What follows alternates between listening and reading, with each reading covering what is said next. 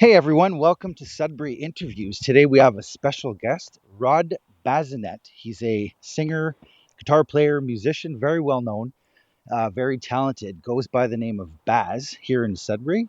And just before we begin, you can find us on sudstown.com and join the conversation. Hey Rod, how are you? Hey Dan, I'm absolutely fabulous. How are you? Thanks for giving me a call on this beautiful sunshiny day. You're always fabulous, aren't you? I am. It's all about positive energy, man. You're just one of those You know, guys. you get back what you get back what you put into the world for sure. Well, I couldn't agree more with that. I'm up on a mountain right now. I'm sitting in my backyard, just enjoying some of the sunshine. Beautiful.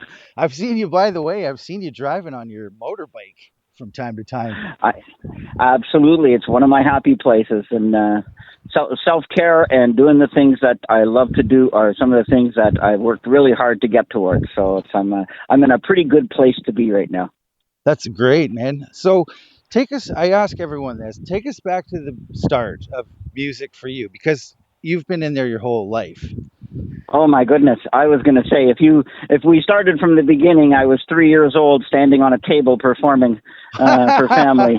And there's weird pictures of me doing that, and and of course I come from a musical family, and my mother was a working professional musician and a weekend warrior, and played in the country music scene. So since I was a very, very young, I have memories of, her band rehearsals and playing shows at wonderful places like the Kingsway Hotel and and popular places like that where, as a young boy, I remember waiting outside, because you can't go into the bars when you're young, but you could play in them. But you'd have to be escorted onto the stage, and you do your bit, and then you're escorted out. So. Yeah. So yeah, started very, very young, and was always part of the music scene, and it has been really, really good to me. I actually didn't start playing professionally well into my late teens. And probably after high school, although I played in a few high school rock bands, but really didn't get serious until well after high school, and started doing some rock and roll in the 80s, and toured with a number of bands back then, and some of the more memorable ones with Exit Reality and Touch Too Much in the 80s, when the early 90s, when we were living a real rock star life, and there was lots of places to play. There were lots of gigs everywhere. They paid fairly decent, and $100 a head. Back then it was good money. We still get paid pretty much the same, but it's back then it was pretty good. I'm sorry to be laughing. And which I know, eh? And then, I've been, I got to play rock and roll and rock bands when I was in my early 20s, and playing some of the best bars in Northern Ontario, and had a really, really good time, and it's always been good to me. So, and then, of course, yeah, go ahead. What was your first instrument? Because you play your piano, guitar, and more. That's a funny story, Danny. Because I tell you, my first instrument, of course, is guitar. But I tried out for a band when I was in my late teens. And they said, okay, we like the guitar playing and the rhythm. We're looking for a rhythm player, but we're really looking for somebody that could sing and play piano. And at the time, I had never touched a piano. But of course, I was, I looked them in the eye and I said, yeah, I can play piano. Really? And I literally said, but I'm going to need, send me your set list and give me some time to learn all your songs. And literally, I phonetically learned how to play the piano, note for note, slowing it down, playing the note, and practicing around the clock until the first rehearsal, and I was able to get through. That's great. So yeah, just all I did was I transferred everything I learned from my guitar onto the piano, and corresponded the notes to what I was playing on the guitar, and learned how to play piano from the guitar. And that's why to this day, real piano players will go, you have a really weird style. You don't hold your fingers properly, and you're not positioning properly. And it's like, yeah, I know. And if they knew the truth, right? It's like, yeah, but yeah, that's. And then after that, I mean, it's just I started to just evolve into guitar, keyboards, and vocals came a little later on. I was always doing backup vocals, but I think it's when I was playing in the band Touch Too Much. They asked me if I could do some leads to give the lead vocalist kind of a break in between some of the really tough songs that we were singing back then, Led Zeppelin, and he was like pushing himself hard, and so I said, well, I don't know, I'll give it a shot, and I started singing a couple of songs, and it turned out that voice, like any other instrument, is just something you got to practice and learn how to use, and so I started doing lead vocals from that band forward, and did a couple of runs as a lead vocalist in bands, and did a number of bands after that. And of course, my break into bigger shows and more attractive shows was, when I started with the Blues Brothers as lead vocals with the Blues Brothers. And, I got to play a lot of crazy cool shows and great stages and met some awesome people in the 9 years I was with them. And then, it's just been a great journey.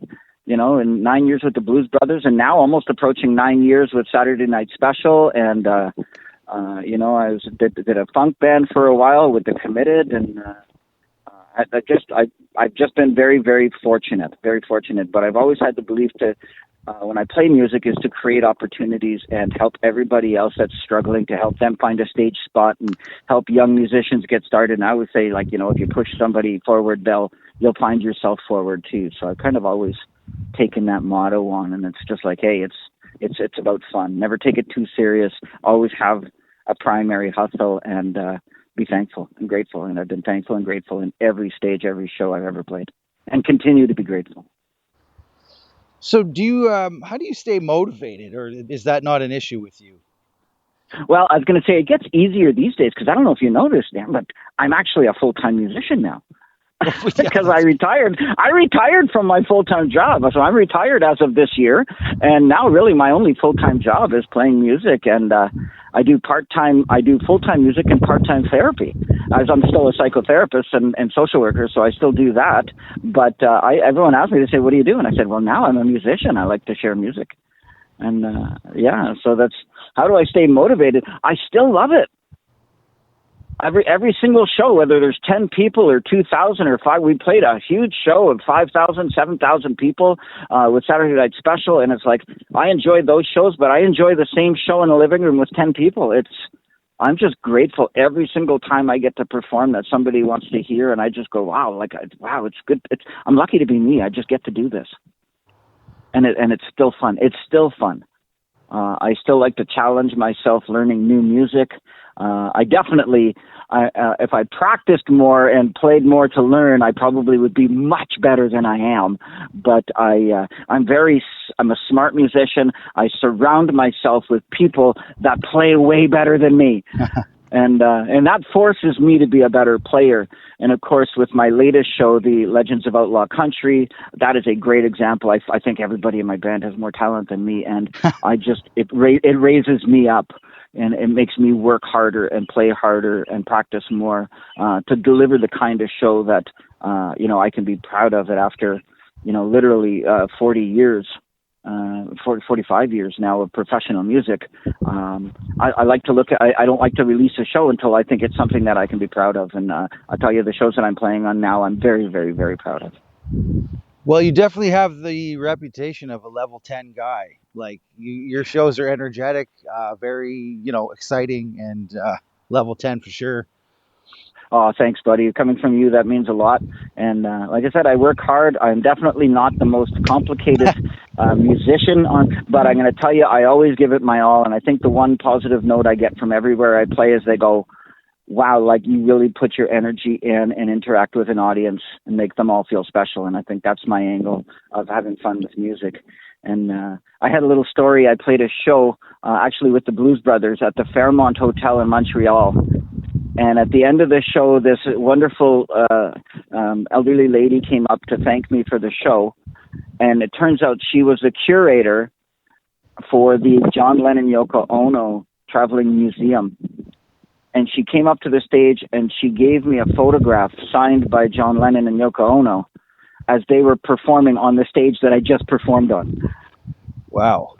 And on the back of it, it said, "You gave the energy, charisma, and warmth to your audience just like John did." And it's like, that was just a real warm, fuzzy moment for me, because it didn't say, "Oh my God, you are the most complicated player or the most professional musician." It's like, no, you just like really delivered a really well emoted show that I felt. And it's like, yeah, that's the reward. That's great. If somebody walks away from one of my shows saying, "Yeah, I felt that," or "That made me happy," or "That made me sad," or "That made me angry," and it's like, hey, that's a win. That's what I was shooting for, to make you feel something. And you can't get that from, just listening to, tracks or listening to music on streaming services. You can only get that from being in a room with a live musician. That sense of, wow, like I'm feeling something. It's an emotion that can only be driven in live music.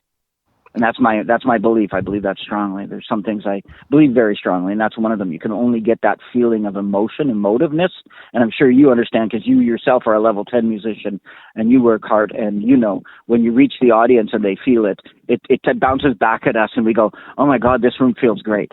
That's what it is. It's they're feeling the energy we're putting out and they're bouncing it back to us, and it really becomes a symbiotic relationship of performer and audience. The musician's high.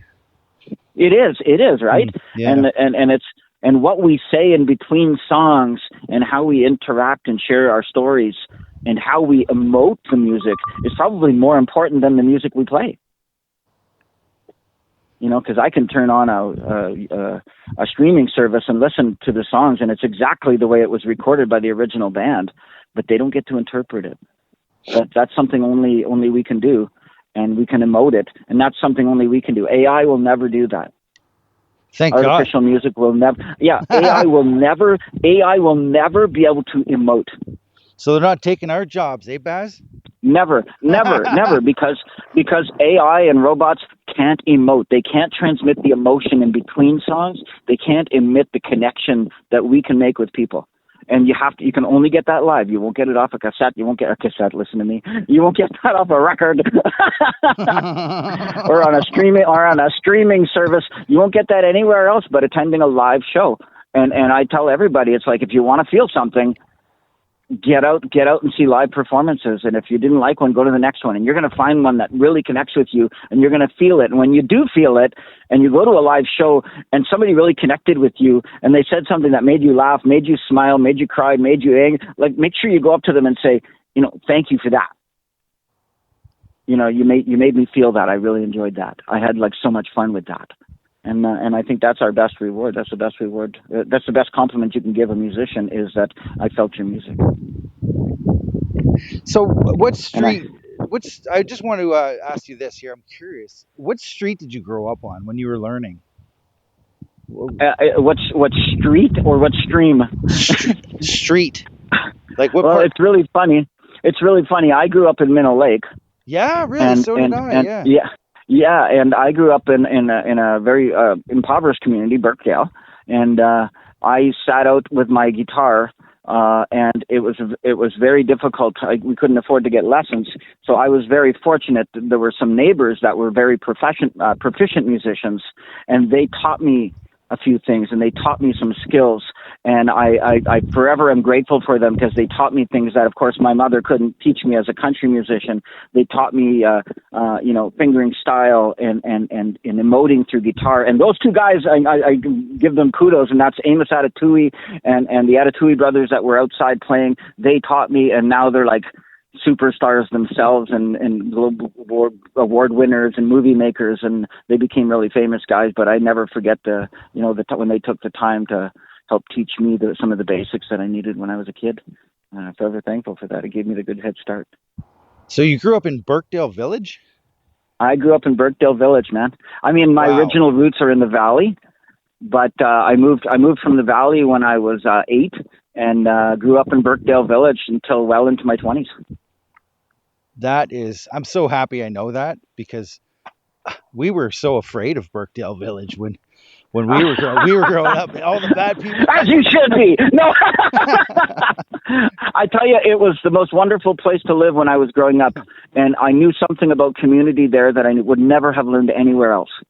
Because in my community in Birkdale, I knew every single house and every single person and who lived in every house and who was good people and positive energy and who were not. But I could walk through that neighborhood and I knew every single family. And I now live in that middle-class suburb in Minnow Lake, and I tell you, I know my two next-door neighbors. One on one side, one on the other, and basically that's it. You know, I don't have that sense of community of saying, hey, I can walk up my street and I know everybody on my street. I only had that when I was a kid growing up in Birkdale. And, you know, and they were, as a neighborhood, could be proud whenever we accomplished, because we weren't expected to accomplish anything. You know, we weren't expected to accomplish much coming out of Birkdale, but when I, you know, graduated high school, it was a big deal in the neighborhood. When I went to college, that was a huge, big deal in the neighborhood because nobody went to college. You know, they were big, extravagant things, and we had like street parties and stuff to celebrate these things with the community. There's things there that nobody knows happen. I don't know if they still happen like that, but back when I was there, that's the way it was, you know, and, you know, I'd have like 60 or 70 friends that all lived within the 500 meters of my house. Yeah.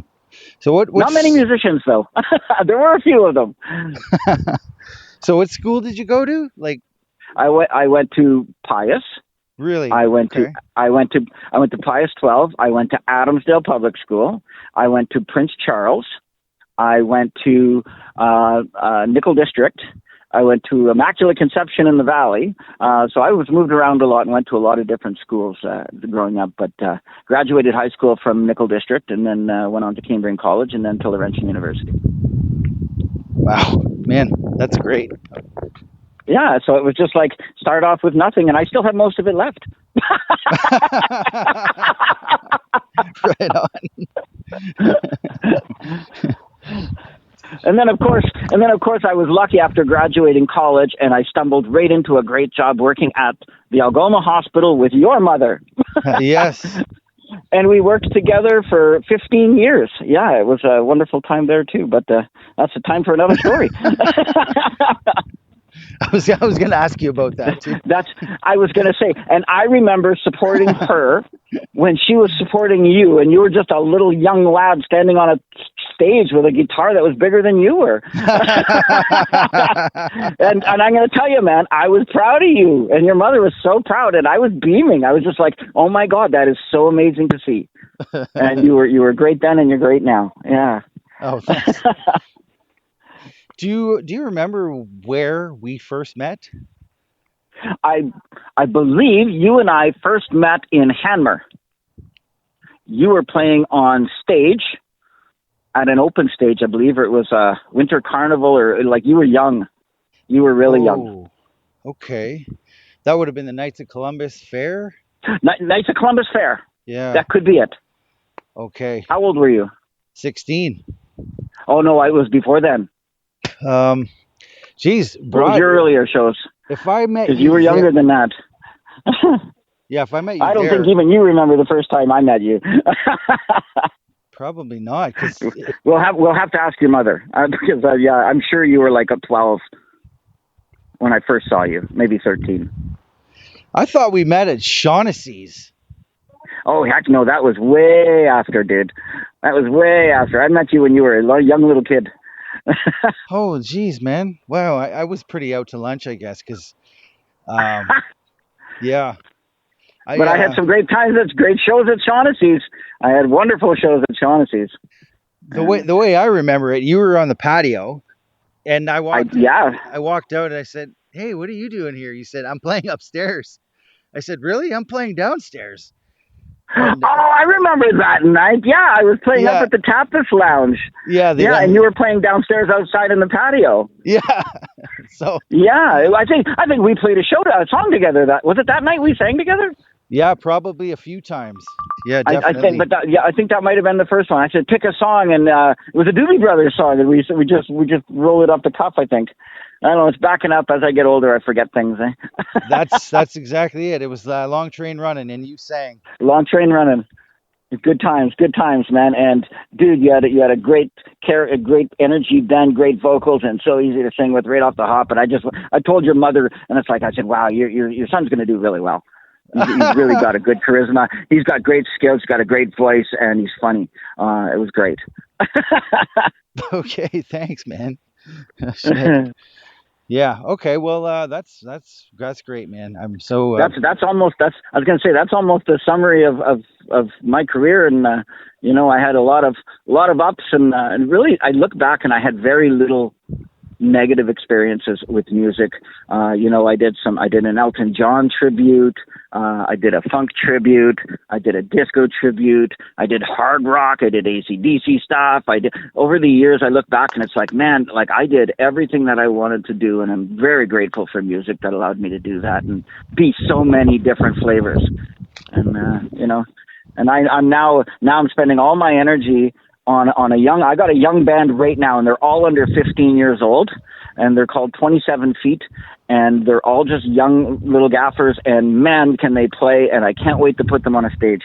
And that's my big my big happy place when I get to see that. When I see young kids playing good hard rock and roll and playing their instruments, and no time for video games and no time for social media. They're like just jamming all the time, and they're in my house all the time, and they're making noise all the time, and I just love it. I could not think of a better energy. So you're kind of like directing them, helping them out. I am directing them. I give them private lessons. help them beef up their show. I give them their gear to play with. So imagine being 14 years old and saying, which one of these guitars do I want to play today? Or which amp do I want to play? Do I want the 412 or the double stack, or do I want the Fender? Like, they pick out their own instruments and they pick out the amps they want to use, and then they jam. Because of course now in my old age, I get all these great toys, and I love to be able to share it with the kids as they play. Wow. And right now that band is looking for a new vocalist. So I mean, if you know anyone out in your adventures, they're a really, really solid rock band looking for a lead vocalist. So what age group's that? Like 15? They got to be under 17. All of the band is 14 years old and under, but the oldest that would see fitting would be 17.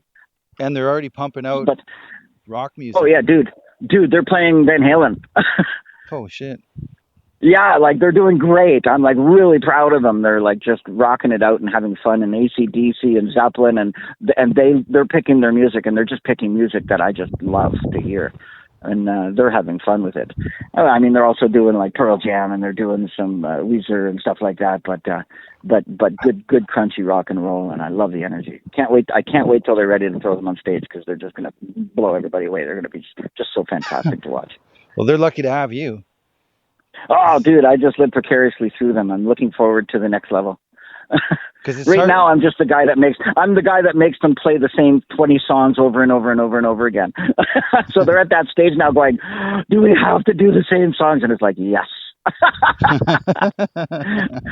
And my motto for them is, you practice and practice and play and play and play until you get it right. And then you got to keep playing and playing so you can't get it wrong. And that's my happy place now, when I can help like this younger generation of rock and rollers pull some music together, and they haven't even been on a stage yet, like a real stage yet, and I can't wait to see that.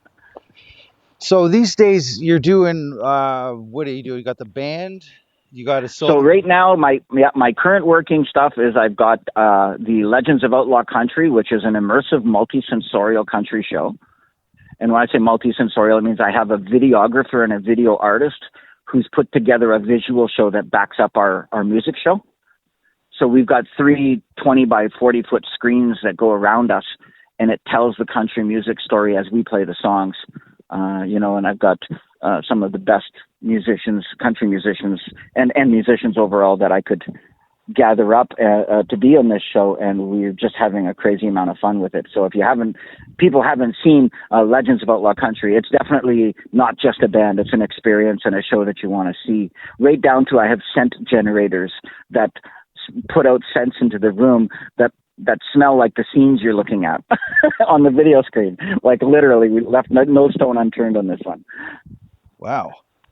Yeah, so that show is touring, and we are going to be headlining Burwash Country Fest this coming August.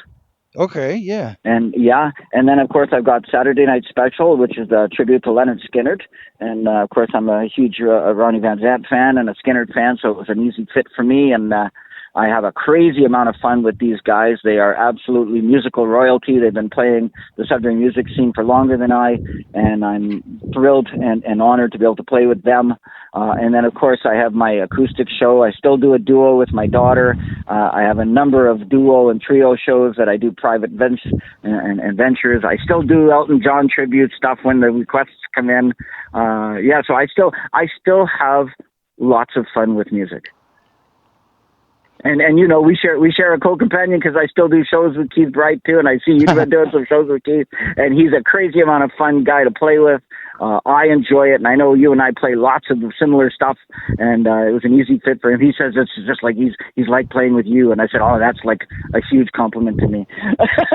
Oh, nice. Yeah, Yeah. he's So a that's magic.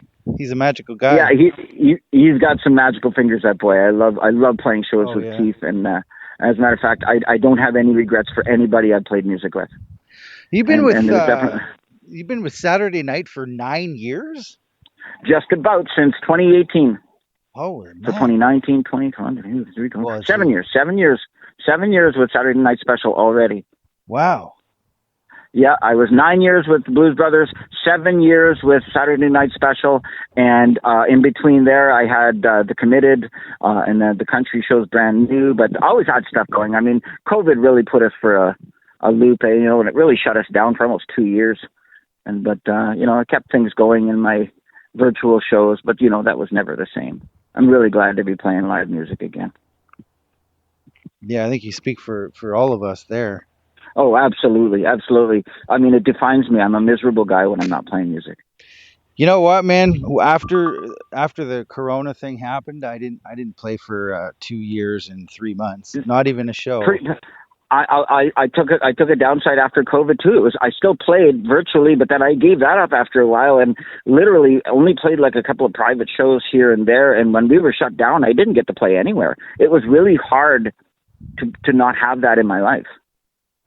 Yeah, for sure. It's yeah. You know, I'm lucky that I got my daughter, you know, who does Taylor Swift tribute, and she's got her princess ball and her princess events, and she has her own recordings career, and she's played lots of stuff. So she would come over, and we'd play a lot of music, and we'd do some private shows. So she kept me kind of going in music. But I feel you, man. Over COVID, it was a real tough blow to music across the board. And you know, I've got friends in professional music who felt the crunch as well. You know, people that So I've chatted with online, yeah, that really, you know, had a really hard time being out of not being able to play. yeah, it was rough. Thank God it's over. Yeah. Oh, no kidding. And never. Hopefully, we never have to do that again. We won't, but our kids might, or their kids. Our kids. Yeah, I was going to say our time for doing that again might be over, but I was going to say there's another generation coming up behind us. And I think it's our opportunity. It's our responsibility to create stages and venues and opportunities for them to play. And I know Yeah. lots of people call me up and they say, "Hey, where can I play? Where can I play? Where can I play?" And it's like, no. Go create the opportunities to play and then share it with other people. And so, like, you know, like I know you guys play over at the Hilton. I started the very first shows at the Hilton, and that's exactly what I did. I created a space and then passed it over to Sudbury Performance Group, and then they filled it in, and then Sudbury Performance Group stepped out, and I took it back on for a little while, and just recently passed it back to the hotel, to the chain management. But it's all about going into a space where they didn't have music before, show them how music can benefit their business and their environment, and show them how the room can offset our expense, and then once it's built, it grows. You know, I'm very proud that the Shadow Gay has live country music every Sunday, and I started that, and I had to, you know, sell that to the owner and said, hey, if we build it, they will come. And they've had Sunday music playing there every Sunday now for a solid 2 years. And that's another room I started and said, hey, believe in it. It'll do your room good. You know, and started those fundraisers at at the restaurant where Phil and I played fundraisers, and we raised $100,000 for charity in a room that, when we first walked in, had nobody on Sundays, and sold out every single Sunday show from January to May of last year, and like literally raised $100,000, and didn't need the room to come to us. We went to the room, and when you create it, it creates not just work for me, but it creates work for everyone else too. Yeah, that's great, man. You've done a lot. Yeah. You've done a lot. Yeah, there's nothing more that I love than to go into a room that's never had live music before, and to set up and play and play it again and play it again until people come, and then to sit back and walk away and watch the room grow from live music. There's no better feeling in the world to go, I had a little tiny piece of that. It's kind of like it's cool. making really cool. Making a new trail in the forest.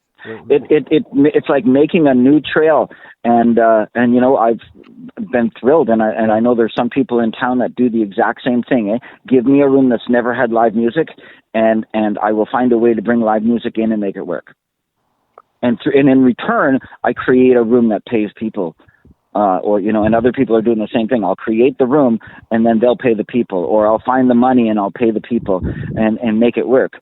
And that's the only way we can keep live music going, is if we continue to build the industry and continue to find creative ways to make sure that musicians get a fair deal and get paid for their art. I was very disappointed. I recently did an East Coast tour, and I went to St. John's, Newfoundland, and half of the stages there were pay to play. Pay to play? Yeah, you had to pay them for them to let you play on their stage. Wow. Musicians are broke usually. Well, not. It's like but... I'd never heard of such a thing, and I don't know if that's like the general thing, or if they have a couple of rooms that pay really high level people, but most of the rooms they said, yeah, you got to pay to play us, and we'll give you a set, but you got to pay. And I went, no, I won't do that. I got a way better way to do that. That's not fair.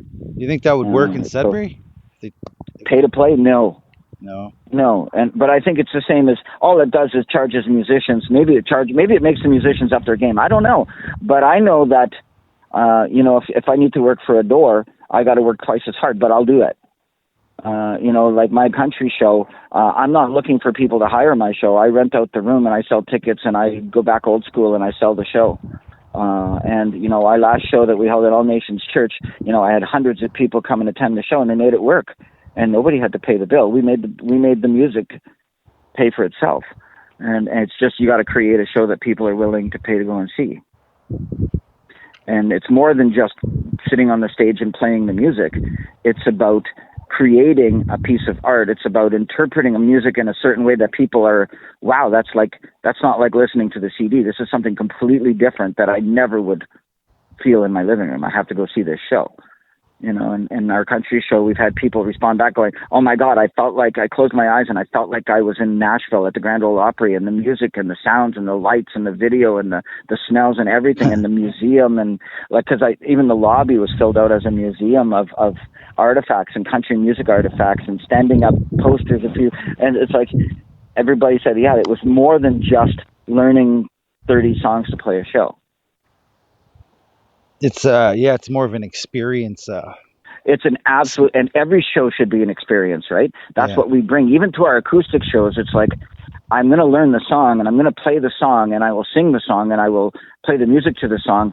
But then I have to have stories, and I got to connect with people, and I got to make them feel something, or understand something, or learn something, or be a part of something where they say, wow, that guy was so much fun. That's why I said I've always loved your shows, because you have that level of fun, and you connect and contact and talk with people, and it's such an important part of the show, right? We have to be musicians and entertainers. And those are two different jobs.